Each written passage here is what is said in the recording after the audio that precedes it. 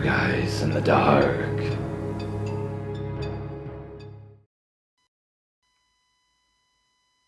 I used to drive a tour bus. Awesome job. I loved most of the trips. However, the closest that I ever came to murder was on a trip with these annoying kids. The driver number one who picked up the brats in New York City to be ferried to Pennsylvania or Ohio or somewhere for their summer camp. Driver number two, which was me, picked them up somewhere in between to finish the second leg of the trip. There were 0 adults for these kids. The one chaperone was just the oldest kid, maybe 16 years old. This is important for later on.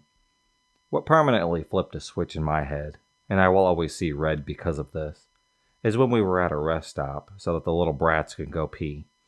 I shut the bus down. They all got out and did their thing inside. I do a walk around on the bus to ensure tires are still inflated, no damage, and perform a quick engine inspection. Engines are in the back of those. I raise the hood and start inspecting belts, looking for leaks, all that kind of stuff. I go to check on the oil, and as I'm pulling a dipstick out, the bus fires up. Mind you, my hand is inside the engine, twisted around accessory belts, pulleys, and all that other jazz. I'm incredibly lucky that I didn't lose my arm or my life that day. That was the closest that I'd ever been to a heart attack, and to this day. As I fling my arm out of the engine bay, wondering in amazement what has just happened, it dawns on me. Like the dark cloud of 1,000 locusts, the realization of what just happened enters my mind. One of those stupid kids started my bus. I knew it with the certainty of my soul, and as I stood there, 50 feet from the driver's seat, that's the back of the bus, buses don't start themselves. Some kid had started my bus. I stomped to the front of the bus with murder on my mind. I get in. The bus is half full. They're goofing off as kids always do. I scream at them with the fury of a god, like what the fuck did they do? Unfazed, with the bemused coolness of any New Yorker, one of them flippantly says that they were warm, so they started the air conditioner, which of course means they started that bus. This nitwit, who was maybe 12 years old, saw an ignition key and just fired it right up. I threw that little brat straight off of my bus. We sat there for over an hour while the chaperone tried to talk me into letting him back on the bus. They got their parents on the phone. They got my boss on the phone. I wasn't budging one bit. The kid had almost killed me, literally. After a solid hour, I began to cool down. I genuinely considered walking off the job that day and calling a taxi. But eventually, I ended up letting the brat back on, but he sat front row, by himself. The TV's on the bus, which they love to death because you can't watch TV normally. Stayed off the rest of the trip. It was the most silent bus trip for those kids and their destination that I've ever seen. My boss, who was normally loved to yell and carry on, stayed well clear of me when I returned to the yard that day. I'm a special needs bus attendant, but I had a ton of disgusting and funny stories. My old bus run was for several low-functioning but highly physically capable kids aged 10 to 21 years old. These kids were really sweet until they had gotten mad and smashed my head against a window or something else very painful. My favorite kid, let's call him John, was a devious, brilliant, huge pain in my ass. It was pajama day at school, and John, who was about 12 years old, but he's about 5 foot 2 inches and at least 120 pounds, is wearing a dinosaur onesie. While another child needed my attention, he was throwing a fit. I needed to calm him down because he was throwing stuff at the driver, and we were on a major highway. John completely removed his onesie and throws it out of the window. I calm down the other child and go check on John, who is usually not this well-behaved, quiet. And I was going over to give him a treat for being so good, only to find him completely naked and coloring his thing a rainbow colors from the markers in his backpack. Then he starts to self-soothe and spreads the remains all over the back of the seat. He's sitting quietly and staying in his seat, so I just left him there until we got to school and let the teachers deal with it. My poor bus driver, Sammy. When I was a sophomore in high school, I was on a semester-long program in Israel where we would take classes and then go on field trips every single week. Our bus driver was a man named Sammy, who didn't speak any English, so he communicated with us via high fives. One day we were driving through the Jardine Hills, which is a lot of up and downs. One girl started to get pretty queasy, threw up in the aisle of the bus. So when the bus went uphill, the vomit sloshed into the back of the bus. When the bus went down a hill, it went right back down to the front. The smell and the movement caused other people to get sick as well.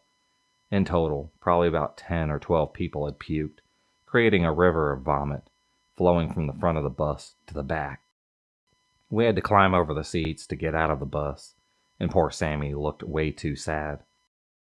No high fives were given by Sammy that day. I was a bus driver all through college. We regularly drove Tipsy Taxi, Dollar's shuttle service for wasted college students on Friday and Saturday nights. We were chartered out to drive fraternity and sorority shuttles. The frats weren't all that bad, but the sororities were the worst. I don't know if it was because I was a girl or what, but screw those ladies. Anytime I would give the obligatory, please keep the bus clean, we have trash bags tied to all the railings. We made them into beautiful bows, just in case you feel the need to puke or poop, blah blah blah. I would get death glares. Maybe it's because of all their dates were checking out the bus driver, or maybe I just tell myself that. Either way, they seriously were some mean, mean girls. Anyways, I pulled over the bus on the causeway, threatened to kick every last one of them off at 2 a.m. in the middle of February. They were being wasted, super loud, nasty, taking pictures. The picture taking is a huge no-no, because if I catch that flash just right in the rearview mirror, I will drive blind. I couldn't have actually kicked them off, or at least I don't think. But if you have ever driven a 40-foot long bus over a large body of water at 2 a.m. in February, in Sacramento, with fog so thick that you can only see 10 feet in front of you, you may have given them the boot too. The things that I saw in the mirror were topless girls. One of the sororities had a reputation for being kinda heavy-set, raunchy threesome type situations, puking, people laying in puke, everything you could ever imagine. I was a bus driver for about 5 years in Alaska. I drove hotel buses and tour buses, working in the tour industry. You answer a lot of silly questions about your state. Like, can we see Russia from here? Is that Russia over there? Can you take American money for a tip? I've come a few feet away from plowing a 54-passenger motor coach into a moose and a brown bear crossing the highway at the worst times. All separate incidents, mind you. The brown bear incident forced me to lock up my brakes and freak out a bunch of passengers. So there was that. And then there was a guy who stole my iPhone 4 when I dropped him off at the airport. This was back in 2010 when this model had just come out, and it was my first iPhone.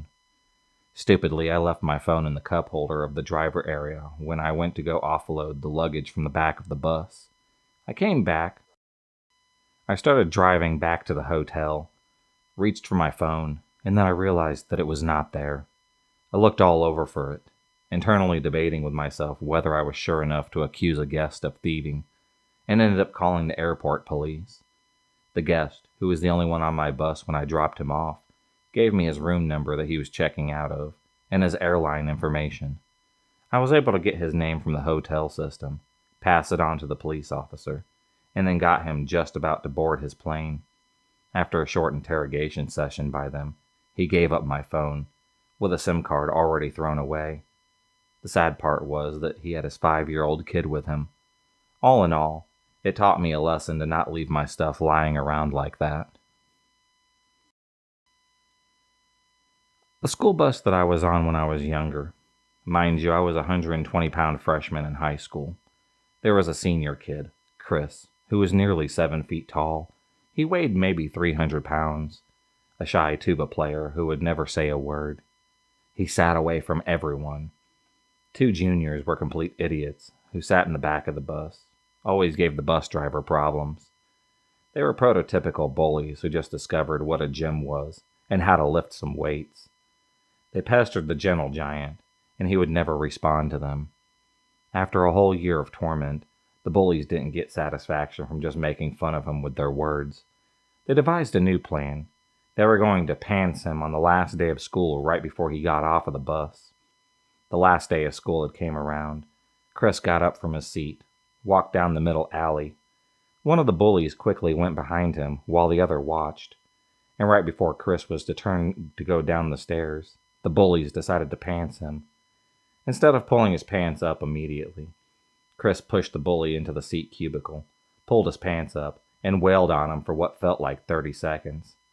After the bully was crying and begging him to stop, Chris turned around and then got off the bus.